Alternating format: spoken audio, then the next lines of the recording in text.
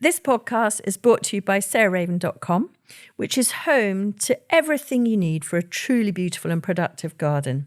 You'll also find great and essential gardening kit and stylish, lovely things to have in your house to bring the outside indoors, all inspired by the garden and the house being tied together.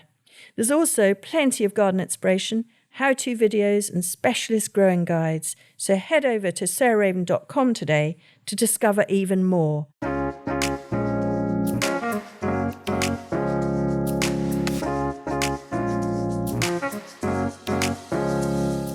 Welcome to Grow Cook Eat Arrange, the podcast with me, Sarah Raven, and a regular visitor, guest, speaker on the podcast, Josie Lewis, who's our head gardener here at Perch Hill.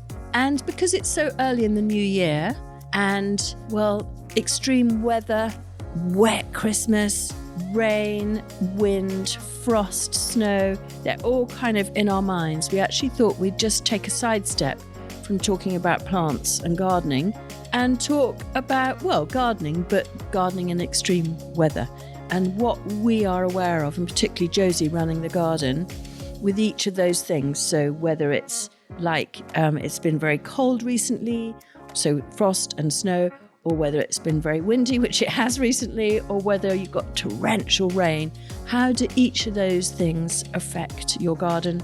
And is there anything you can do to combat that? So welcome again, Josie. Thank you very much.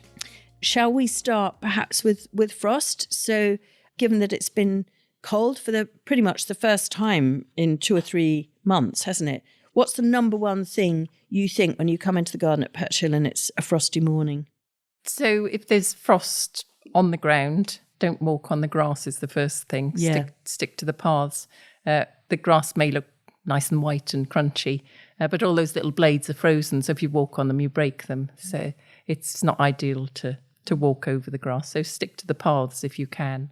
Mm. And going back to the autumn, one of the things we tend not to do is clear up the garden too much. Yeah. So a lot of things like heleniums and asters and will all have their top growth still on them. Yeah. Not only does it provide seeds for the birds, there'll still be some left at this time of year.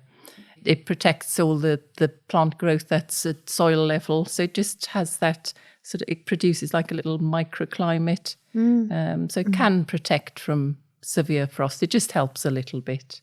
Yeah. And it also provides somewhere for insects to overwinter. So in autumn, don't be over enthusiastic about tidying up. Yeah, very true. I mean, the thing that we've really noticed here at Perch Hill is that we can now overwinter a plant. And I know this is in Sussex, but Pelargonium attar of roses is something that I used to think of as a completely tender perennial. It hails from South Africa. I'm sure you all know it. It's that wonderful, fragrant, not particularly flowery, but really fantastic scented leaf pelargonium with very bright green leaves and soft pink flowers, used a lot in the perfume industry. Anyway, one year we were busy and we just didn't dig the plants up. We just left them. And we didn't dig them up when they'd been frosted. And then they were in the herb garden, actually, just by the French tarragon. And then come late March, we suddenly noticed that they were breaking from the base and up they were shooting again. And it's because we'd left the tops on. So they'd created their own mulch with their leaves, if you see what I mean. And that had protected them. And it is quite a sheltered, sunny sort of plateau garden, the rose and herb garden. And maybe, that wouldn't work in a colder spot or in a frost pocket. But here at Perch Hill, or if you can think of somewhere that's your most sheltered spot, wherever you are, then leave the tops on, even when they're frosted.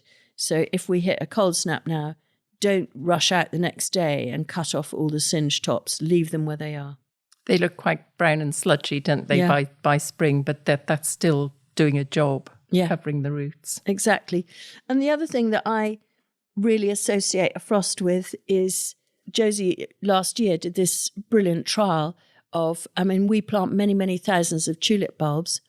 And we just had such a depressing thing about 5 years ago that Josie and the gardeners would plant a whole lot of bulbs in lasagnas in our pots. And they'd go home and in the night, either squirrels or possibly rats had eaten certainly the top 2 layers of bulbs And if they'd been freshly planted, they were the ones they went for. So if they smell of something, I don't know. Anyway, so last winter, so the winter 22-23, we did a trial here of all the different systems that we've read about, including chili flakes, which is what we had done, chili powder, also had done in the past, rolling them in chili powder before planting, putting holly sticks over the top, and putting chicken wire over the top. Anyway, the two that were the most successful was pruning our roses, the thornier the better, cutting them into little sort of 45 centimetre lengths, piling them up like Jenga games in the corner of the garden, and then using them as soon as the bulbous annuals went in. And that and planting pot toppers over the top. But I associate that with frost on them because they look really lovely. Again, like sort of sculptures over all the pots covered in frost. And it genuinely keeps the rodents off them. And so we've stopped worrying about that now. And if you're in a city with tons of grey squirrels, I passionately recommend that. So if they're not already covered, get out there, because in the cold, any rodent will be hungrier than it would when there's tons of food around. Yeah, when I came back in after Christmas, the pots down by the Chelsea shed had been dug out because we hadn't put the prunings on them. There we are. So we hadn't got round to those. No, because they're far away. Yeah. What else, Josie, in frost particularly that you think of? If you've planted new evergreens in autumn, then I would probably fleece them if it's going to be severe frost. If it's just down to 0 degrees, they should be fine. But if they forecast prolonged frost, then I would get some fleece out and protect anything newly planted like that. Very good. And then moving on to the next thing of coldness, which is every year here, really bizarrely, it tends to be March that we get snowed in. We certainly did in December 22, we got snowed in, but also in spring in March 23. So what do we need to think about with snow? I mean, I know snow actually insulates some things, doesn't it? But is there anything we need to think about? Yes. The only time I'd move snow off a shrub or a tree if it's threatening to break the branches, really, when it's that really heavy, wet snow. People tend to rush out and knock all the snow off things. But in fact, like you say, it's an insulating layer and you're then exposing it to more cold. So if it's not breaking or damaging anything, I would leave the snow on the shrubs or whatever you've got. And if you've put out your hardy annuals, which we would recommend in autumn, and if there is heavy frost or snow forecast, then here we tend to cover them with those cloche tunnels, either fleece tunnels. And we've got some really ancient tunnels, haven't we, with like perforated plastic. Yeah. But they've lasted, they were here before I was, so decades. Yeah, that's amazing, isn't it? Yeah, but they let the air through and they just provide that really protected area for the hardy annuals or, anything slightly tender like that. Well, not tender. And then things like snow on greenhouses, do you worry that it's going to break the panes or not really? Not really. No, we don't get enough snow in this country, really. And again, it's the same thing. It's insulating the glass house all the time that it's there. Okay. And then both in frost and snow, of course, remember the wildlife. So obviously bird baths need to be thawed. I mean, I think about this very much because I have chickens, I have hens. And so as soon as it's really cold, I go down with a kettle just off the boil to the hen run and I thaw out their water. But obviously any wild birds need water too. It's absolutely essential for them.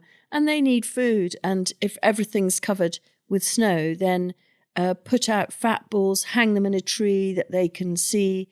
Or quite often if I've got pots on a table, I just scatter fat balls over the table and that works fine. Although, again, be careful.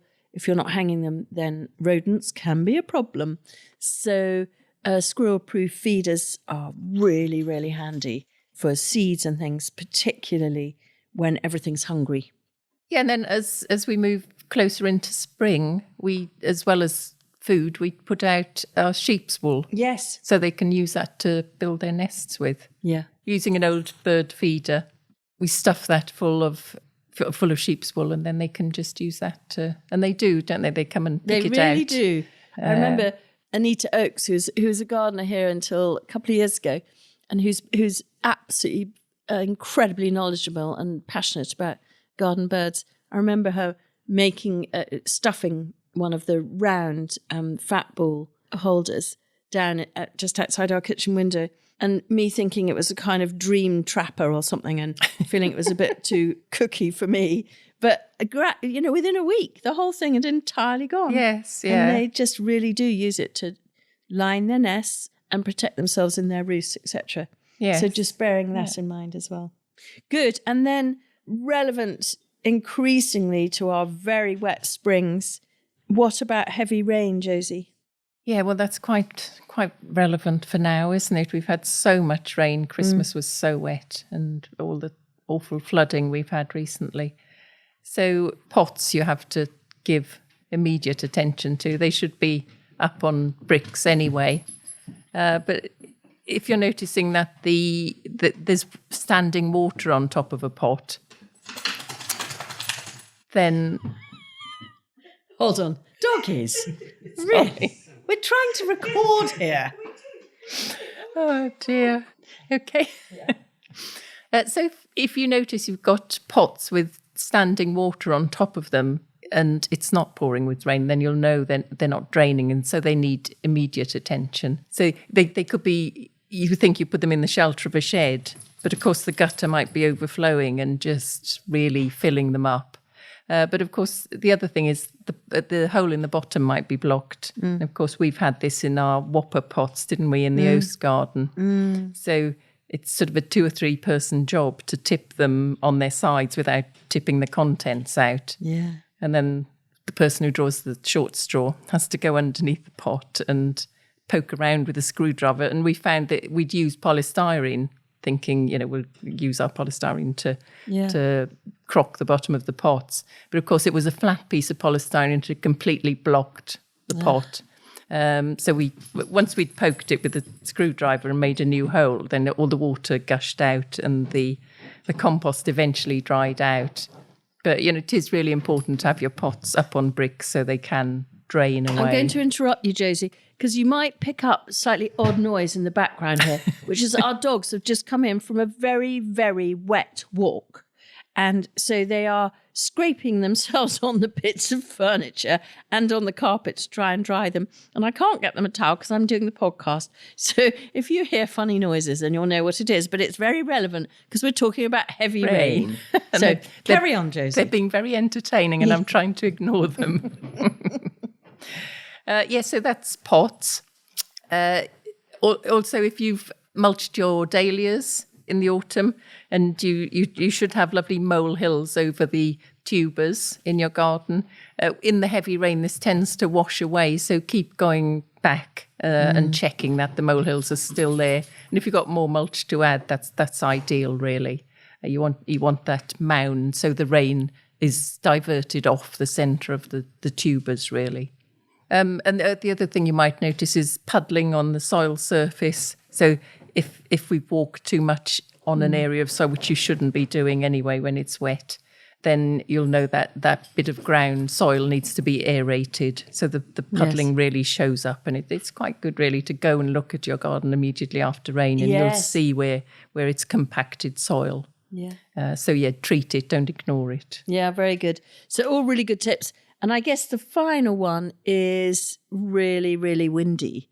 And obviously, I mean, we have a beautiful old oak tree here, which worries us whenever it's windy because it does tend to scatter its boughs slightly.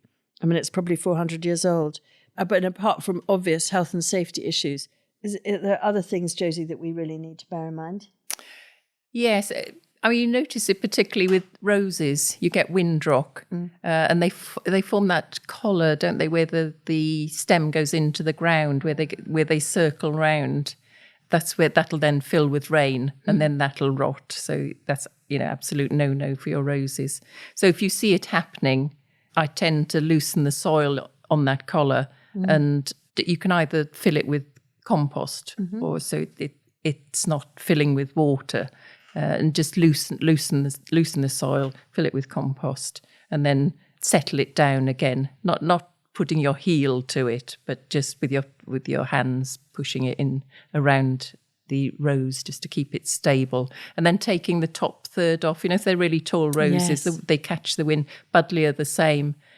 Take the top third off. Now, you're not cutting down to March levels at this time of year where you go much lower for Buddleias. But, the roses you could prune now. But if you're thinking, there's this gale coming, I need to do something, just quickly take the top third off with shears or hedge cutter or whatever. That'll stop a lot of the rock. And then buffeting. Do more precise pruning at a later date when it's not so horrible. Yes, yeah. Okay, so lots of tips there for the not very cheerful wind, rain, well, quite cheerful frost and snow. But hopefully there are some things there that you didn't know that you need to think about gardening with an increasingly extreme climate. Thank you, Josie. Okay, nice to talk to you again. Thanks so much for listening to Grow Coquita Range, and I hope it was helpful getting some tips mainly from Josie on winter gardening, so wind, snow, frost and heavy, heavy rain. Next week, I'm joined by Helen Rebanks on a much more, what feels to me, cheery, spring-like subject.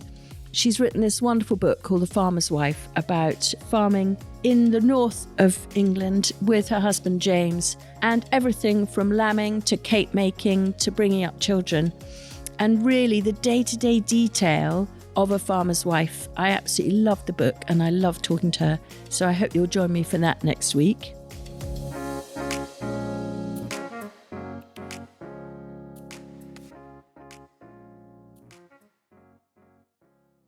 You can find more information, photos and advice sheets on all the plants and recipes we talk about on this podcast by heading to the show notes or at sarahraven.com/podcast.